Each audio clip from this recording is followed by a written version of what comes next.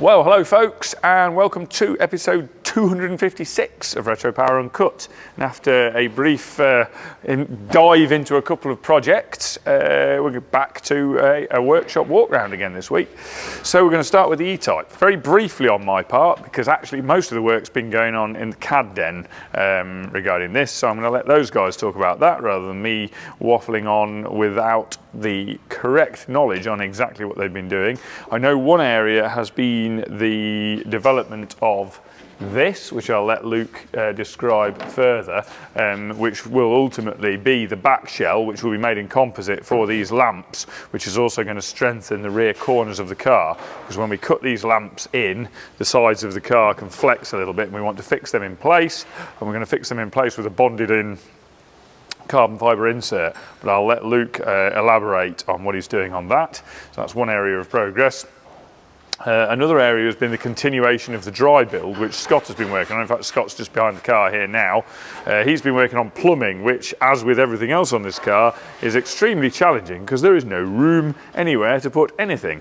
And his current battle is the fuel lines to and from the fuel tank, which are proving a little bit challenging, but no surprises there. He's just been working on the fuel system from the front to the back, so he's got the fuel filter mounted. He's got that mounted on a little isolation plate underneath. Then from that, he's worked out the fittings either side of that to enable the lines to come from under the car and then to travel up in the direction of the fuel tank around and clear numerous other items around them, and still have adequate clearance to those things without causing any rubs on any of the pipes, without the pipes getting too hot on parts of the exhaust system, etc., or hitting the ground, or a myriad of other things, all of which makes running those lines quite tricky. He's also been adding the earth point bosses on the front frame for the engine earth and the chassis earth, I believe, as well, and a few other little bits on the front. And then the other major area of work on the front has been the final checking of the inlet manifolds, airboxes and associated parts and their interactions with the engine installation and other things that get in the way, for example, fuel pressure regulator and other such things.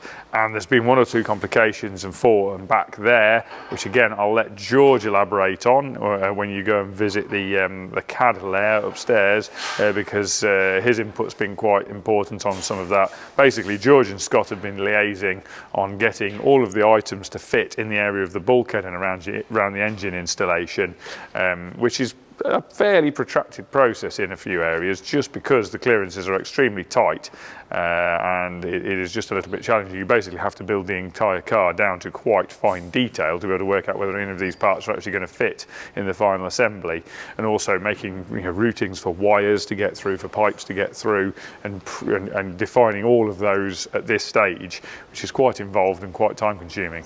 But it's progressing well. We're very, I keep saying this each week, I'm conscious of that, but we are extremely close now to being able to strip this down and get this blasted and into body prep. There's just those final little things that do always take an awful lot of time. Moving on from that, we're going to go to the Saab, and I think I mentioned previously about Bobby not being here because he wasn't very well. I'm going to elaborate a little bit more on that, because as you'll see, Bobby isn't working on the Saab now. Bobby's achieved a few more things. He'd got the engine mountings done and very neatly done. Got this, and he started work on this front frame. He's got the beginnings of that. He's been doing some CAD work to get all of that front frame aligned. George has handed him the CAD model as George left it, and Bobby's picked that up and continued work to be able to get the mounting points in place for the front tube work, which is going to carry the bonnet support structure, the radiator mountings, the intercooler mounting, the oil cooler mounting, and generally all of the front bodywork of the car and the lights. So Bobby's been working on that. However, there is a small but very significant hitch in that plan, which I spoke to, I had messaged with Bobby earlier today about whether we would discuss on the video, and we've decided we will, which is that Bobby has been diagnosed with cancer, and he has bowel cancer. It's been caught reasonably early, which is a good thing. He has stage 2, which is significant and obviously a pretty major problem. He's currently in hospital. He had his operation on Tuesday this week. We're now on Thursday. He had his operation on Tuesday, and I had messaged back and forth with him this morning, and he was up and walking around the ward this morning. So that's a good thing. He's taking everything a step at a time, as is obvious in this sort of situation. And if anybody's going to beat this sort of thing, then Bobby's the man that's going to, because he is a flipping strong guy. But we're all rooting for him. We all want the best for him, and if you all can as well, that would be great. And the message Bobby wanted to get out was that if you have any suspicions about anything in your digestive system from his point of view, because he'd had a few things he wasn't too sure about and grumblings from his digestive system, shall we say, for a little while that he'd been putting up with, just get it looked at is always the key. And I know everybody says it, and particularly us chaps tend to sort of think, well, I don't really want to make a fuss, let's just crack on and it'll be better tomorrow, or these things creep in gradually and you sort of brush them under the carpet and think, well, it's nothing too much to worry about. Well, get it checked, because Bobby was cursing a little bit from not having got things properly checked slightly sooner. He didn't leave things too long. He's not left everything critically late, but he's cursing for not doing things a little bit earlier and having caught things a little bit earlier. But all of our fingers are crossed for him. All of your fingers will be crossed for him, and hopefully very soon we'll have a Bobby back in here after his journey, after his successful journey through hospital, working away back in our workshop again, which will be a good moment. We've got, he's pleased to know that we've got plenty of work lined up for him that he'll be able to do on CAD for a while, so he can, it's actually fallen quite well, funnily enough, with this project in terms of his ability to be able to do some non-hands-on stuff, non-in the workshop stuff, because at some point during his recovery, I suspect he's going to get very bored, because Bobby is not the sort of man that likes sitting around. I suspect he's going to get bored, and at that point, some CAD work will probably come in quite handy for him to remove boredom. So that's a good thing. That's looking on the positives, out of it. But needless to say, we're supporting Bobby. If you can do the same, that'd be great. And yeah, here's to him being back here, back in the workshop, back cracking on, having kicked cancer's butt. So moving on from that, we will go over to the E9, and Stu is blitzing on with the rear of it. I'm going to walk straight to the back of this because, just to make Jamie's life hard, there's a flipping welder in the way. I'm going to pull that down there and then go here and gesticulate here maybe, although kind of welder's in the way wherever I go. Here we go. We'll go here because Stu has been working in this area here. I actually had a phone call from Andy at Nitron earlier. Thank you very much for the phone call. The sort of detailed questions that we really do appreciate being asked, which was to do some questions regarding the exact details of the coatings on the units that we're fitting to this car. And that sort of question really shows the measure of the type of company we're dealing with there. So thank you, Andy, and thank you, Nitron, for taking the time to ask those sort of detailed questions. A lot of companies wouldn't. You'd get what you got, and being asked a question about those things is appreciated almost more than the detail involved, actually, because asking the question eliminates the whoopsies and cock-ups that happen when things get done wrong. But needless to say, they're not being done wrong, they're being done very right, and so we're in the final stages of getting the front struts for this car. Not that they're holding anything up at the moment, so it's much appreciated that they're moving along fast, but they're not holding anything up. We needed the rears, we've got the rears, things are moving ahead quickly with the rears. Stu's building some turret reinforcers. You've seen, I think, previously, I'll use all my props here. So he's built the turrets. They're the actual turret units, which are rolled up from steel and then have a steel top welded on. So they're the actual turret units that will drop in to the rear inner arches. These have a sort of a brim of a hat welded around them, making them into sort of a jaunty angled stovepipe hat, which welds onto this inner arch. So Stu's currently shaping up the inner arch. He's already done that side to fill in this big void, this big hole where the original turret kind of poked through on an angle inboard here. Stu's just cut all that out, removed everything, because by the time you drilled the welds out, there's a load of holes. Don't want all those. So he's cut out that whole patch and panel area, shaped up with the shrinker and the English wheel, a panel to let in there. He's just finalising the shape on that by the looks of things. He's made a little jig that's bolted in here, which holds a piece of chrome steel rod at the right angle, slide down through there, and then that picks up the centre on this and allows him to put a centre mark all the way through this whole assembly on the correct angle, because we have a slight angle, as you can see on that. That enables him to put that angle all the way through and set the centre line all the way through where it needs to go to put the various holes in all the various parts to get everything to line up. He's done all that side. Then the next stage was adding some reinforcement, because we're putting quite a lot of load through that area that didn't originally take the spring load. It kind of did, but not directly into that location. So what we wanted to do was add some reinforcement into the rear parcel shelf area, which will take that spring load nicely vertically. We also then wanted to tie that into the inner rear wheel arches, so that there was something for that to pull up on, not just to put pressure into the rear parcel shelf, put bending load into that. Wanted to also transfer some of that load down to the structure further down to enable that to have something to pull on. So what we've done is we've created these rail sections either side inside the boot, or Stu has created these rail sections inside the boot that are welding to the inner wheel arch each side. They're going to tie into this cross member, tie into the inner wheel arch, tie into the boot floor, and tie into this cross member here, which will be the differential mounting. So that with all that tied together, the turret then straps down to that, and that will transfer the spring load back into the entire rear structure of the car, which should work pretty effectively. So he's just knocking up these bits. He's got his wizard's hat on, and he's knocking up some little bits of steel, which are the turret reinforcers, which then socket up, sit onto the inner rear wheel arch and socket up onto this folded channel section underneath the parcel shelf. The whole lot all ties together and is really strong, really nice piece of fabrication, as is always the case with Mr. Stu. So I think that's probably enough of where we're at on E9. Doing a quick whistle stop tour. We'll move on to the Aston Martin. On the Aston, we're finishing on the roll cage, which I think we touched on the last time we looked at cars on video. I think we mentioned that roll cage. We've finalised all of that. There's two little bits of weld that are being a bit of a pain to get at, but I'm pretty confident I can get at them using a bent tungsten. So I'm going to have a go at that tomorrow. Matt's sort of said, if you think it's easy, you can do it, which is probably right. And I didn't say it was easy either. So he's going to have a good laugh at me trying to do them, is the blunt answer on that one. And I've said I'll have a jolly good go at doing them. However, at the moment I have either an eye infection or horrendous case of arc eye. I'm not sure what, but I can't actually really see.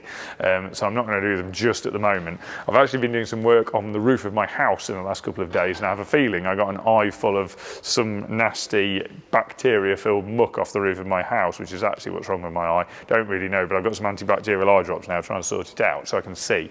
At the moment it's a bit like looking through the bottom of a milk bottle. So anyway, back to roll cages. Matt's got all of the rear part of the cage all TIG welded up. He's got most of the front part TIG welded up. We've got the screen bar in.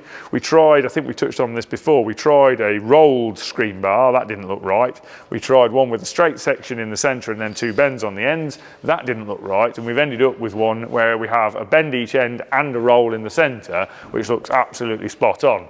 From the front, it has just the right profile. From the side, the profile looks a bit strange. Well, not strange, it doesn't follow quite as well, but from the front it fits perfectly, and that's kind of the angle where you need it to look exactly right from. We're reasonably confident that we've got a plan in terms of trim that will make everything look nice, and I don't think we could physically get the cage any tighter into the body shell and still be able to coat everything and still be able to stand a chance of trimming it. So I don't think we could do it any better than that, really. Matt's been working on the dash bar then, which is going to be the main support for the steering column. So he's got that all bent and shaped up now, ready to weld in. And he's got the bottom structure welded in where the A-pillar tube sections tie into the what we call the H-frame in the bulkhead. Got all that connected together now by a pretty solid set of parts. So that's not going to move anywhere. We can do that. So really the next, oh yeah, and he's also got all the bulkhead welding finalised. He pulled the engine out, got all the bulkhead fully welded, got the bracing welded, the brace gussets welded in that brace the front chassis sections into the bulkhead. He's made some fish plates, they're drawn up on CAD, and CNC cut some fish plates that go onto the outside faces of the two chassis rails where the swan necks are at the bulkhead. He's got those those plates plasmaed out and TIG welded in place onto the outsides of the chassis there to reinforce the point where the welds and miters were on the chassis rails. And there was something else I was just about to say, and I've forgotten what now, to do with the bulkhead. Basically, he's got all the bulkhead finalised to the point where the engine could go back in. At that point, we had the correct new dummy engine mounts, the revised 3D printed billet, what will be the billet parts for the engine mounts that will bolt to the engine block. Those were done. We've got the engine mount, the new engine mounts done and ready. And so the engine could go in at its exact position on the correct mounts. Matt had then fitted the doors, lined those up as well to check the door gaps, make sure everything lined up nicely there, because the next thing is we need to get the bonnet correctly positioned at the right height, and then we can start looking at positioning the inner front panel. Once we correctly conclude the correct position for the inner front panel, we can get that mounted to the jig. With that mounted to the jig, we can then make the front chassis extensions to pick up that inner front panel, and from that point we can start all the inner front panel work that will support all of this outer aluminium panel work. So phew, that's quite a lengthy reel off of things going on that, but that's all coming together very nicely. So moving on from that one, we're going to wander this way. We come to the Fiat Dino, which is now awaiting blasting. It is all stripped as far as awaiting blast, and that's a good position to be in. We're not in a massive hurry to blast it right now because we won't be able to work on the metalwork until one of the fabrication bays is free. And that will probably, well, will be the E-Type bay. So as soon as the E-Type bay is free, then this will be going in for fabrication. At that point, there will be a need to blast it. We basically need to burn off a few bits of the sort of fur and horsehair type trim materials from the inside, where the flammable type trim materials. We're just going to quickly waft those over with a blowtorch outside to get rid of any furry stuff that's going to enter our filtration system on the blast room and mess it up. And then we will blast this. Gaz has painstakingly removed all of the soft coatings from the inside and all of the soft coatings from the underside with a scraper. It's a monotonous, unpleasant, slow task. However, we're a bit limited on other ways of doing this process, is the short answer. We were thinking about using some dry ice to help get the material off cold on the inside. However, the logistics of picking up the dry ice together with some other errand running didn't really fall together, so Gaz just stuck at it with the scraper. I think that would have only saved time in the main floor pan areas and nowhere else. The coating on the underside of the car was quite brittle anyway, so that actually scraped off relatively easily. The stuff on the inside was just the wrong consistency, basically. It was quite thick, probably 5mm thick, and just the wrong consistency, where at normal room temperature it was like very hard toffee. It basically was too soft to scrape, to crack off, and too hard to scrape very easily, so just the wrong consistency. However, it's all off now. He has stuck with it with a hot air gun and to soften it, and then a scraper to remove it, so that's all off. And then he's got all of the outer body surfaces and the panels stripped back to a stage where we can assess condition. And the conditions actually for an Italian car of this era actually pretty good. These did know how to rust. These cars were horrendously rot prone. Fiat in this era were absolutely leading the way in terms of a lot of the technology in their cars. They introduced a lot of things that we now take for granted to the mass market, way ahead of the big manufacturers like Ford. You know, Fords of the same era on their basic models were sort of still drum brakes all round, still a 4-speed gearbox for many years after this, and yet Fiat on their fairly run-of-the-mill models had already introduced 5-speed gearboxes and, you know, disc brakes all round on a lot of models, things like that. I mean, obviously this was a sports car. This was you'd expect this to be more advanced, but Fiat were leading the way with a lot of things. Their engines were absolutely the pick of the bunch, really, in Europe. They were really leading things from the front. What they weren't leading things from the front from, though, was rot protection. You know, we in Britain, we'd love to criticise the old Mark 1 Escort for being a bit rust prone. Nothing on these. I mean, in the UK, one of these without any proper treatment would probably not see its first MOT in in modern times. You know, you would expect it to be severely structurally rotten within 3 years of new. So the fact it's still here now and in this sort of condition is pretty good. We've got some rot at the bottom of the A-pillars, we've got some rot in the very front, we've got some rot in the rear corners, and we've got some rot at the bottom of the B-pillars at the rear of the front of the quarter panel there. And we've got quite a lot of jacking damage underneath, we've got some accident damage on the offside front, we've got a few little bits of accident damage here and there around it. But in the scheme of things, all to be expected and not too bad. Fundamentally, most of the car is there. The downside is that most of the panels have to be made. You know, I don't think there's really anything available. Again, I'll lean on our collective viewership. If there are any panels available for these, I'd be interested to know. My impression is, and as far as I'm aware, nothing is available for these, and basically if you need a panel, you make it. We have got reasonably extensive repairs to do to one front wing.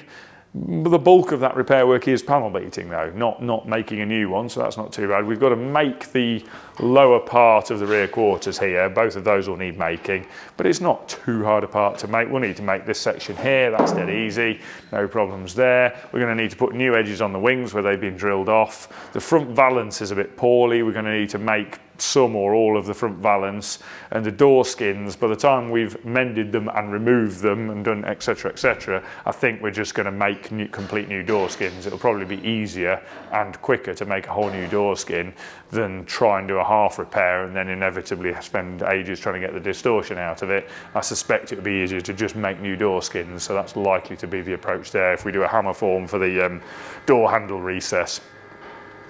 I think that probably sums up about where we are on the Fiat Dino. So it's a case of watch this space really on that one and see how we progress. We need to get a jig free for it as well, just to give the front end a little pull, because I think the front end's slightly down on this corner from its accident damage. That's another point as well. So we will briefly put this over one of the select benches, just to, so we need to get a select bench free, but one of those will be free fairly soon. We'll be able to put that onto the select bench just to check that this front corner isn't too low, and if it is, pull that up a little bit, because I think it may be slightly low.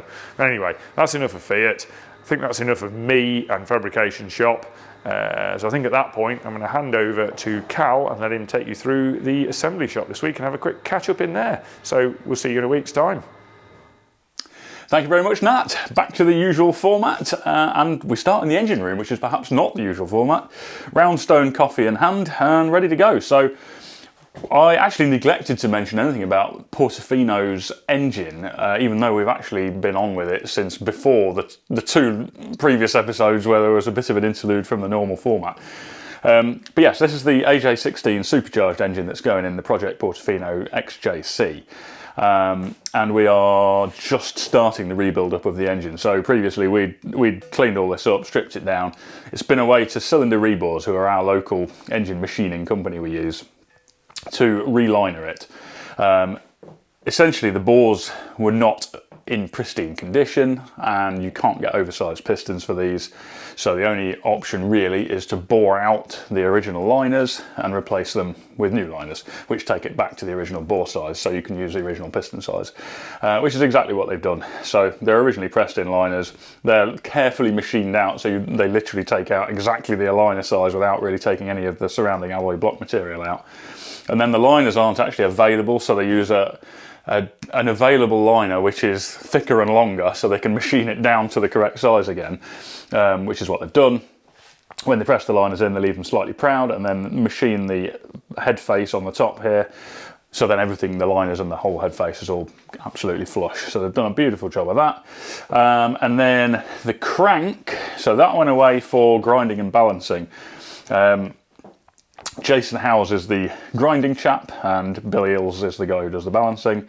The main journals were left standard size, so they've just been polished because we could get bearings for those. They're actually from Aston Martin because the engine was shared with Aston Martins of a certain era. The big ends, however, and I think Nat mentioned this in a previous one, we had a bit of a game trying to get the bearings for the big ends, and there's only one supplier that does them, and when we got them we discovered they're actually out of tolerance, but they are the only bearing that is even vaguely the right size that we could get. So they're only out of tolerance on the ID around the actual journal. So what we've done is have the crank ground to match the tolerance of the bearings, essentially. So that's all good. Nicely ground, balanced to perfection, ready to go in the block. And then the other thing is the head. So the head also went away to cylinder rebores to have the valve seats recut, be pressure tested, and then the actual gasket face skimmed, so it's a perfect mating face for the gasket. And then George is just on with rebuilding this up, so he's getting all the valves back in there, getting all the valve springs, collets, retainers all back on there, which it looks like he's about done. So it's going to be cams into that next, and then we can start looking at getting the crank and the rods assembled into the block, and things will start to progress pretty nicely. So very, very excited to see that happen. And also down by Jamie's feet over there is the gearbox. So that came back from All Gears probably a couple of weeks ago now. That's one of the original Getrag manual boxes that were an available thing in Jag X300 manuals, and they have completely rebuilt that internally. If you watch previous episodes, you'll see that we had the casing back. We did all the surface finishing on the casing, Cerakoted it all, and then sent it back to Neil at All Gears to do the mechanical rebuild of that. But that is also ready to go in, so it's going to be quite exciting to see all this come together and be ready to go in the car. On that note, I'm going to wander through to the assembly shop and show you what's going on around there. Right, so Project Rooster, and there's a few things going on this. One is engine related. The engine's actually sitting over the other side of the workshop. The wiring harness on that engine we've been looking at, because although it's a crate Hemi, if you like, and it came with the factory ECU and wiring harness that comes with that crate package, it had a Holley auxiliary drive package fitted, which actually changes the position of the alternator, the aircon condenser, sorry, the aircon compressor. And we also noticed there are a couple of other oddities. So like the connector on the cam and crank sensor seemed to be the wrong way around, curiously. And I don't know if that's actually just an assembly error by Dodge or what, but a bit of a mysterious one. But anyway, we've been basically weeding out the wiring harness that came with that engine, putting bits to new locations to suit the alternator position, extending a couple of wires on that for the same reason, and then also working out why there seems to be plugs in the wrong that are incorrect on it and rectifying that. That's all now laid out on the bench upstairs, ready to go. We've just got to tape that back up, and then that'll be ready to go on the engine. And excitingly, just sitting over there is the transmission, which has just come back from being rebuilt and bench dyno tested. So that's ready to go in. I've also got the transmission controller on the way from Sound German Engineering, I think it is, in the States, which is the controller we're going to be using that will talk to the CAN bus signal on the factory Dodge ECU and call for the rev reduction that it requires during gear changes. So yeah, lots of exciting stuff to come, because now that's arrived, which has literally only come back here a couple of hours ago. We're in a position to get that straight onto the engine, pretty much I think then get the engine straight into the car. We'll finish off the wiring harness for that, that can go in, so things will start to take shape pretty quickly on that. Another thing we've been on with this is the aircon ducting, which actually I kind of have a demo of next to me almost by accident. So this is the basic framework of the dash, and these are the prototype parts, but essentially this is the air distribution system we've designed for the demist system. So the air is actually fed into this one, and then that splits out to the other little manifolds on here. So we've been printing the final ones of these, which are printed in a carbon strand reinforced nylon material, PA12 they call it. So I've been printing all of those, cleaning all the support structure out of those, ready to get those fitted, and some of the other ductwork. So the ones that sit in here, so there are these ducts that feed the 4 centre vents, which actually I don't think I mentioned, but a few weeks back we were just getting ready to fit all of that lot for the final time, and realised that some of those Bentley vents, because they're all used vents, weren't perfect, so we actually had a couple of spares as well, so we basically built up the best 4 out of the components from 6, I think it was. So yes, gearing up to get all of that HVAC system in place with the final parts. I'm going to just briefly look, and this is unusual for me, at a list, because I've got a lot to remember, and I'm trying to remember some of the things we've done. Ah yes, a couple of other obvious ones, steering arms. So we had the 3D printed prototype steering arms through. We'd been checking them for fit on the car, but we wanted to just be absolutely sure of clearance in all positions. So we basically had the car on the ramp earlier. We were moving the suspension through its full travel, full steering lock each way at all travels, just to make sure there was no points at which those steering arms contacted anything, no other issues there. So all good. Geometry is all good as per the original metal mock-ups. So we've pulled the trigger on actually machining those in their final material now, which I think is probably AN16T steel. And then the other thing actually relates to the engine. So when we did all the mock-up on this in metalwork, we realised that the original oil filter position wasn't going to work. So we did a rough prototype of a remote filter, well, not a remote filter housing, a sideways mounted filter housing basically that bolts onto the original filter position on the block, but actually positions the oil filter sticking out to the side. We wanted to just double check the fitment of that, and also we added some sensor ports into it. Now we've identified what sensors we want to use for oil temperature and pressure sensing. So that's now been taken through to being a final design. We did a 3D print of that just to triple check the fitment onto the block. That's all good. So we pulled the trigger on machining that, which is going to be an aluminium machining part.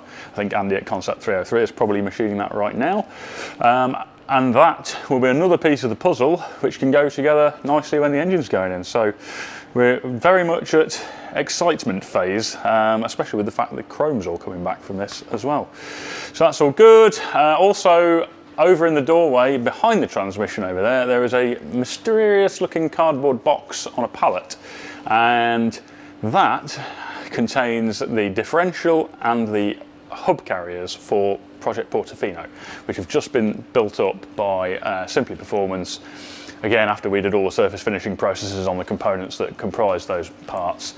But that is also very good because we can start to build up the rear end.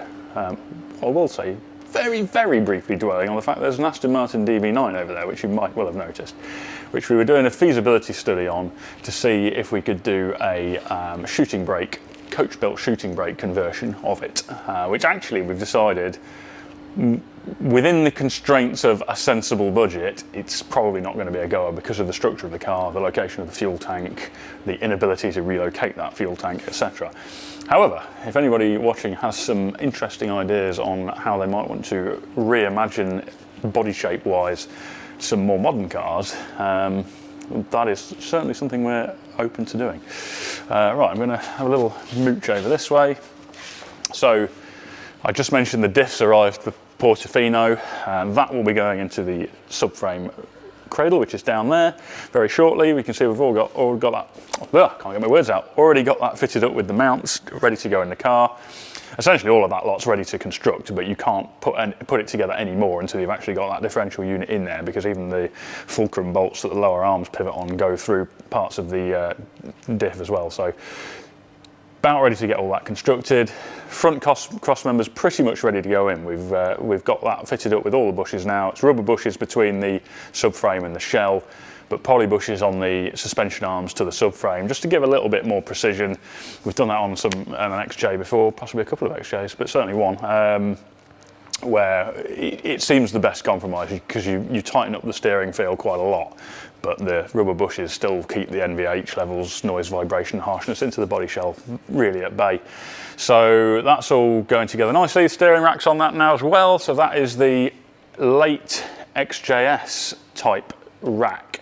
So the main floor pan on the XJ of this Series 2 XJ and all the Series XJs is very, very similar to the XJS floor pan, and the subframes are more or less the same.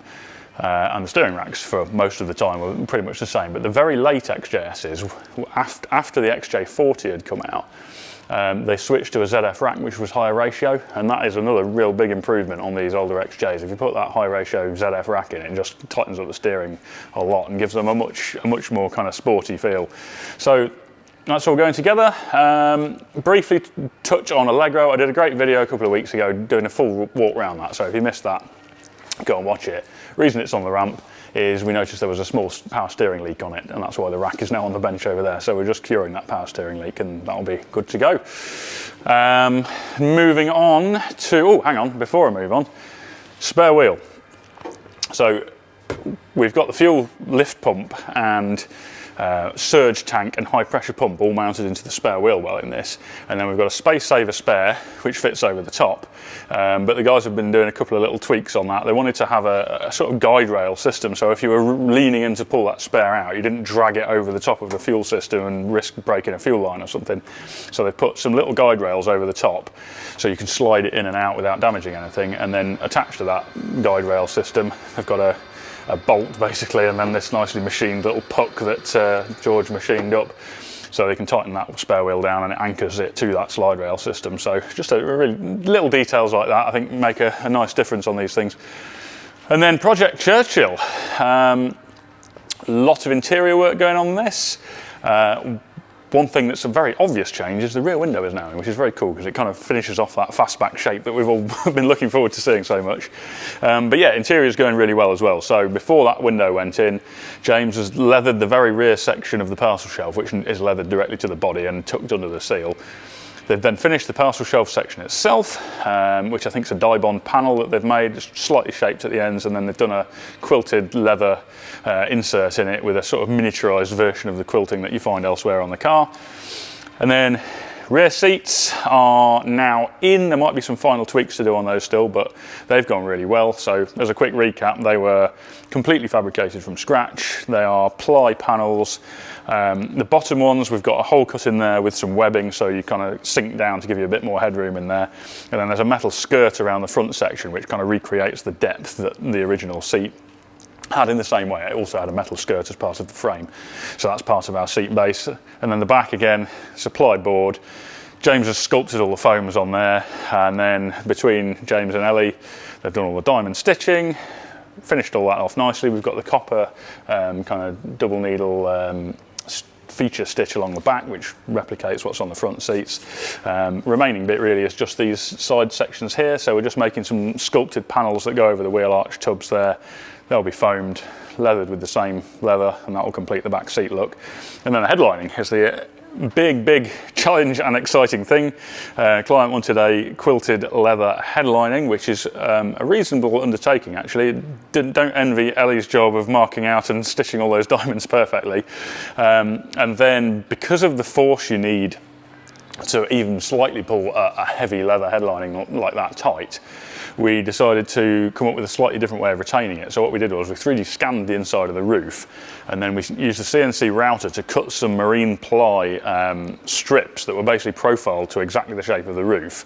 I think they were 15mm thick, and then we structurally bonded them in with epoxy panel bond in I think 2 locations about here and here, which then allowed James to staple the headlining in. So they put in the joins between the different sections, they stitched in some listing, I think you'd call it, basically fabric that can be used to pull it up and attach it.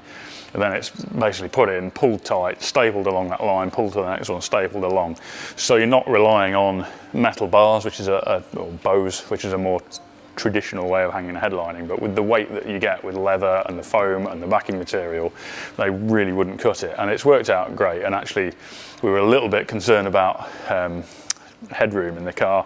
I sat in it and thought it was fine for me. Client is a very tall guy, but he came over yesterday and was spot on, so really nice. It's actually a very nice place to be in terms of space in here, because we've managed to get the seats really low, and although we've dropped the roof height at the back, because it was standard height here, it's not that bad here. There is acres of headroom. I always struggle for headroom, and there's a lot on this. So that's where we're at with that. Luke's frantically printing all of the 3D printed sections for the other door card. This one is more or less done. It's not in for the final time, but you can see the effect. And what were the other things on this? I feel like I'm going to need to reach for my list again, which is bad. I shouldn't need to do that, but I'm going to. So bear with me one sec. I'm back in the room. I've picked up my coffee, which I knew I would put down somewhere. The two things, major things which I forgot, is the wiring loom. So we finished off the rope harness.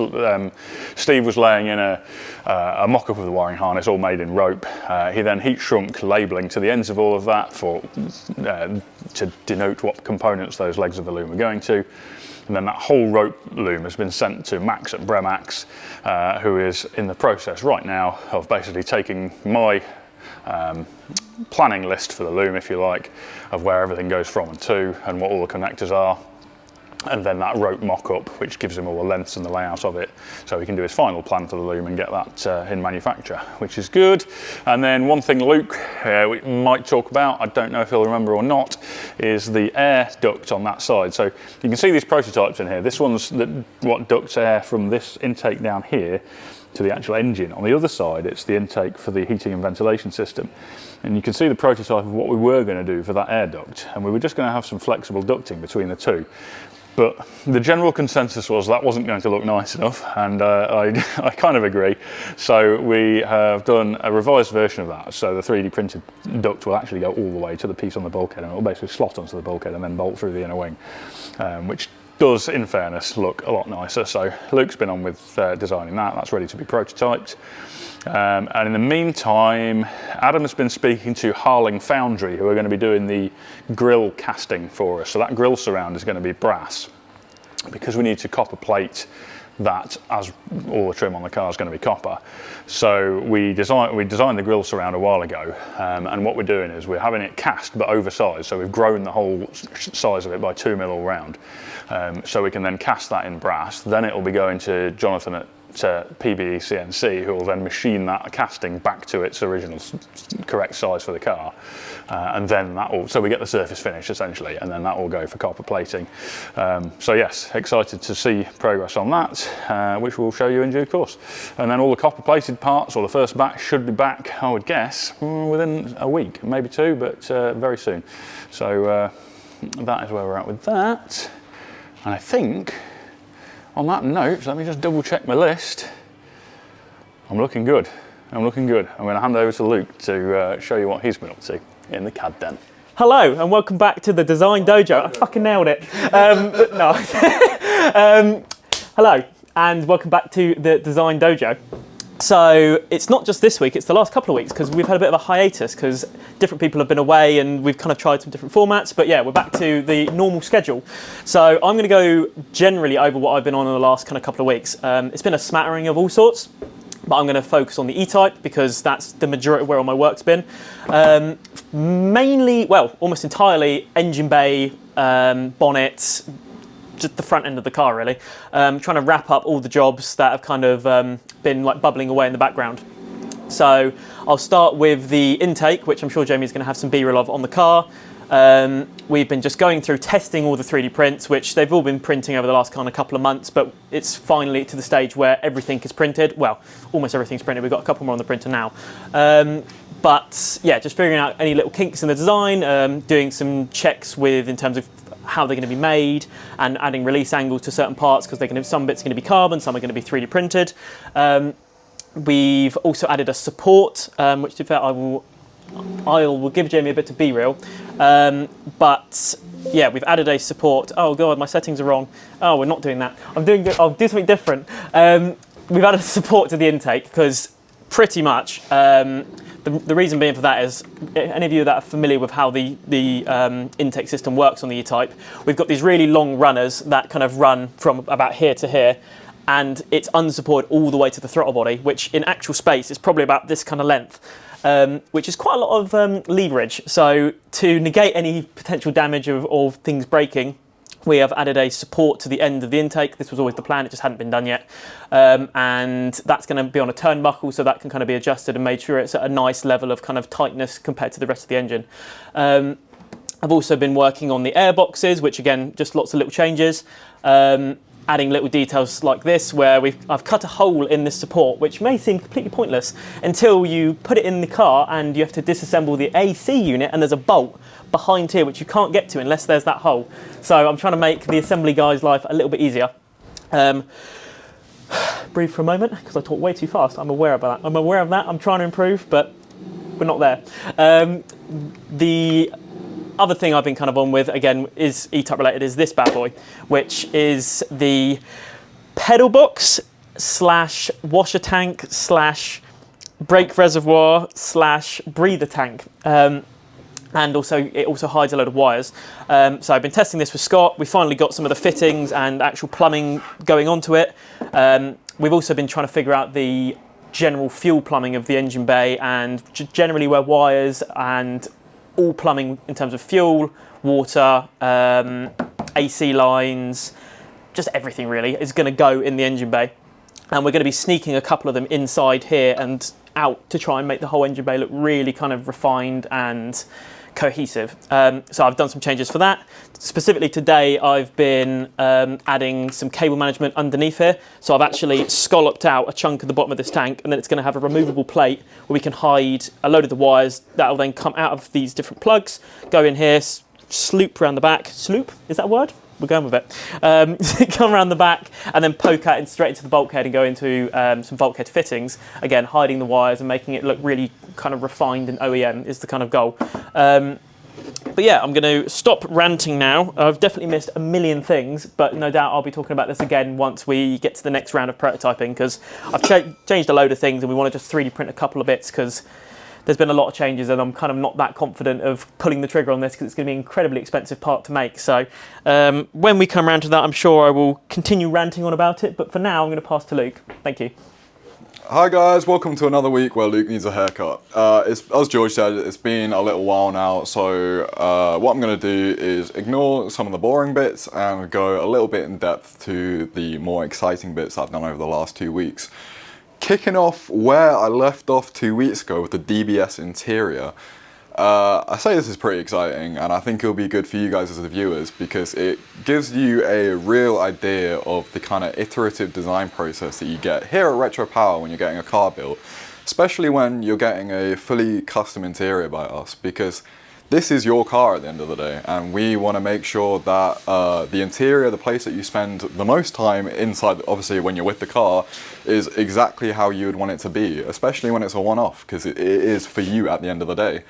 And so when you guys saw the renders 2 weeks ago of that DBS interior, the upper dash design the client was super happy with. He wanted to see one change which we've made, and I will give Jamie some renders to put into the video so you can see, which brings back the vents into the upper dash either side of where the screen was, very similar to what the original was, and a really cool design detail. To do that, we've unfortunately had to lose the 5 dials that was within the middle of the instruments itself, but I still think it looks really good and really in keeping, and the general shape of the upper dash itself is very close to what the original one is as well.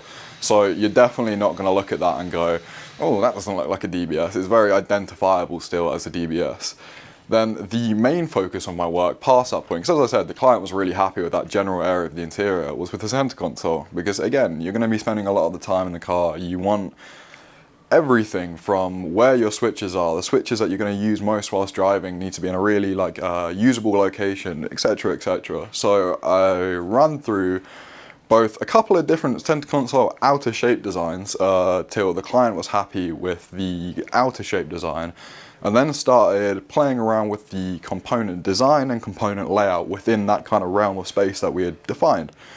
We played around with different switch types, going from toggle switch, okay, we want to see them maybe being round switches, to maybe dial switches, and we've landed in a place which I think looks really cohesive and really nice. And honestly, it's a toss-up probably between this one and the Allegros, but it's probably going to turn out to be one of my favourite interiors that I've designed so far. So I'll plug in a few different renders for that, because again, I'm really happy with how that turned out.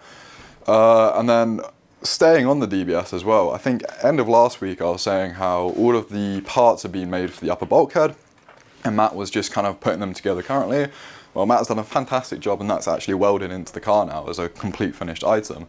There was a lot of figuring out to do towards kind of like the last few stages to do with the steering column and where that's going to sit, but that's turned out really nicely. What I'll do is I'll send Jamie over the exact renders and photos that I put on Global Workshop for our client. For those of you who don't know, Global Workshop is the program we use to kind of not only keep track for ourselves for where we're at the build and the things that we have for the build, but also so the client can see what we're doing. They get really in-depth updates of everything that we've done across the build. And I did an update for him, which was CAD to reality, renders at the same angle as what's in the car, and photos at that same angle as well. I'll send those over to Jamie so you guys can see that too. But that's in the car now, so that stage of metalwork is done. And that was a really, really cool learning experience for me as well, because it's kind of the first major sheet metal thing that I've ever had to do. I've done a lot of small bits where it's single sheet metal parts with maybe a couple of folds in them. That is quite simple to do, really easy to translate. This is the first time where I've actually worked hand in hand with Matt downstairs to deliver something a lot bigger in multiple parts, with a lot more complexity and a lot more things that could go wrong. So I'm really happy with how that's turned out. Yep. And now we're just kind of going through over the last week with plugging in the gaps with like reinforcement plates. When I say plugging in the gaps, reinforcing areas that need reinforcing, plasmaing out plates so Matt can weld them on. And that is coming along really nicely. I'm going to leave that there for the DBS, I think, and I'm going to move on to Churchill. So, little update for Churchill. We've had the owner of Churchill come in yesterday. He's really happy with the progress that is being made on that. Tier is looking absolutely smashing. James has knocked it out the park with the work that he's done on it so far, specifically with the rear seats, because that allowed me yesterday to get in there with the scanner. No, sorry, not yesterday, 2 days ago.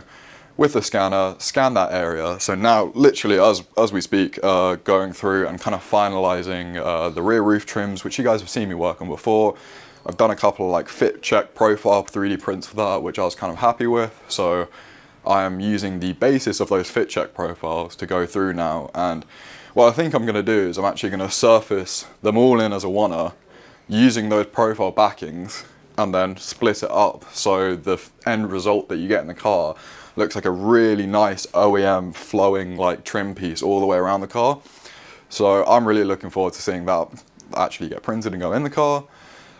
Separately from that, I made the OS door card for that, put that in the car, scanned it, and I've been going through the process of mirroring over the 3D printed door card components onto the OS door card, adjusting them from the slight differences side to side. The lower section is done.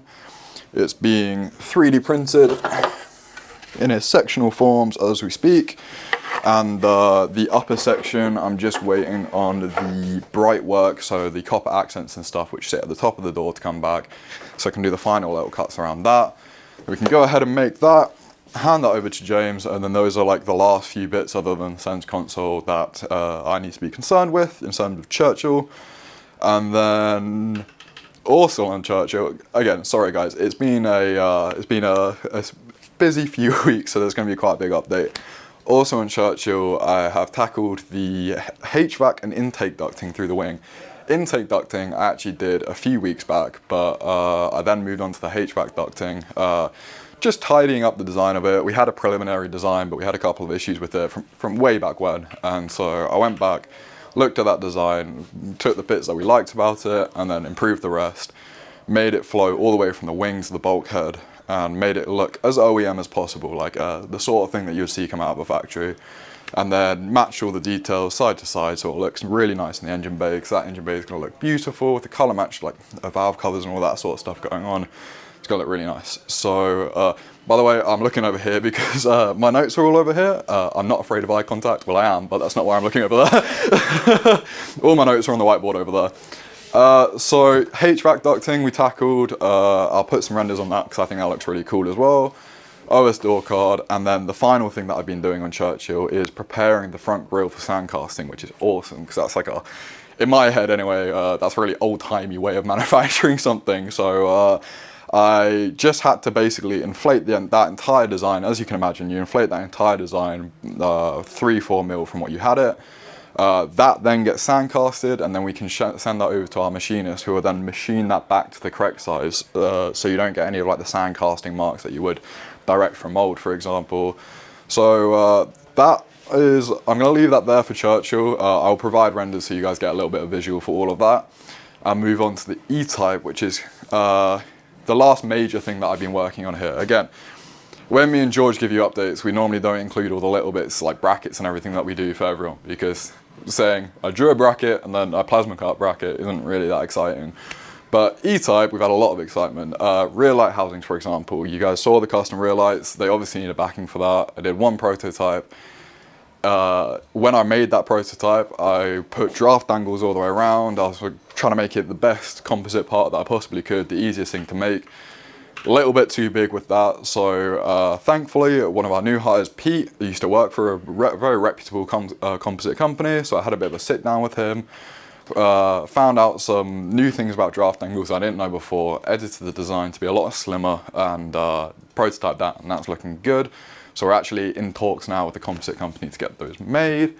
Secondly to that is the rotating screen design, which no real changes to that other than where you have this design and the cover that flips down on it. When that flips down, you have the sidewalls come out the back here. I've added a little bit of almost sheathing around those blades that come backwards. So if there is anything here, and not that there would be anything in that region that could really catch on it, but let's say a little bit of HVAC ducting gets moved, take a corner a little bit too fast whilst opening the screen at the same time, that's no longer going to get caught, or there's no risk of that getting caught. So that's been edited. I also gave a second version of this to Scott to actually mount in the car and test that it's going to work. That looks fantastic, that looks awesome. And then it's been stuff like, for that screen, there's a little control box. We needed a mount for that, and where that mount had to sit was also where the HVAC duct's coming in. So I thought, why don't we tackle this with one design? And I've done a mount which also includes the HVAC ducting, which needs to squeeze through a very, very small space between all the other mounts that are going on behind that. But that's going to get prototyped. That's looking really good, and it looks really funky as well, even though no one's ever going to see it. But I'll show you guys a render of that as well. And then a few little bits like modeling components that we need to go in there and doing 3D prints of them, so you're not having to use actual £1,000 components to mock stuff up in the car. Dash top, considering dash top mounting, considering the NACA ducts that need to go in the bottom of them. Now that we have the actual mock-up bonnet back, I can start finalizing all of that sort of stuff and just generally pushing that car towards a point where we can get it painted and know that we mocked up what we need to mock up in that car. And then finally, the last thing that I'm going to touch on for this video anyway is a small job that I did at the den.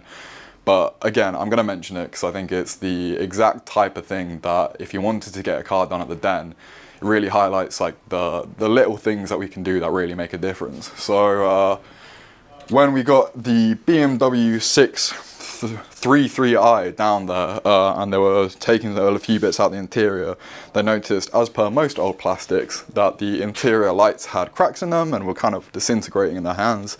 So they came to me and they went, hey, are you able to find a interior light solution? We're quite cheap, like they don't want to spend a bunch of money on it, but houses an LED light instead of a filament light and looks semi-original. So of course I found a light which was just a bit narrower than what this was, and then I 3D printed a bezel to go around that light, which then uses the same mounting hole details of that. That gets clamped around the existing light, and then Bob's your uncle, you have a nice new LED interior light. So again, I'll provide renders for all of these, but I think I'm going to leave it there for that video. Thanks a lot, guys. See you next week. Thank you very much, Luke. And this is the point we would normally hand down to the den. However, we are not going to this week. We have decided to do a bit of a shake-up of the format, and we're going to put the den segments into their own playlist. There will be their own videos. They will remain on our channel, but they'll be in their own playlist. And also, interestingly, we've decided to change the format down the den. I think collectively we were starting to think that it was getting a little bit boring. It was just a bit of a list of we've done this, we've done this, we've done this. And also, I always liked the dynamic between Luke and Nick, but you never got to see the two of them together. And I think that meant that it didn't have as much excitement as it could have. So what we've decided to do in the den segments now is focus on one of the cars that's down there each week and have both of them presenting the piece about that car. And I think it's worked really, really well. So go and check out the video we've just dropped in the den playlist on this channel and see what you think. But I'm very, very excited to see that format move forward. And Nick's also going to be trying to do quite a lot of in-car driving videos as well, which I think will add another exciting element, because one of the favourite things I watch him do is the little in-car pieces to camera. Is when he's really at his most enthused, which is lovely to see. And just as a recap, the den is basically where car enthusiasts can take interesting cars and have them looked after properly in terms of maintenance, detailing, even modification work, but just not as advanced as here. So at Retropower, everything is ambitious ground-up projects, basically taking an idea and converting it into reality, and we manage and carry out every part of that process. But the den is where, if you're just a regular car guy, you've got a cool car and you just don't know where to go in terms of keeping it maintained properly, that's the place to go to. So that's what the den's all about. And we will see you again here at Retropower next Sunday. I think that'll fucking do it, won't it? Is that my outtake now? That last bit there.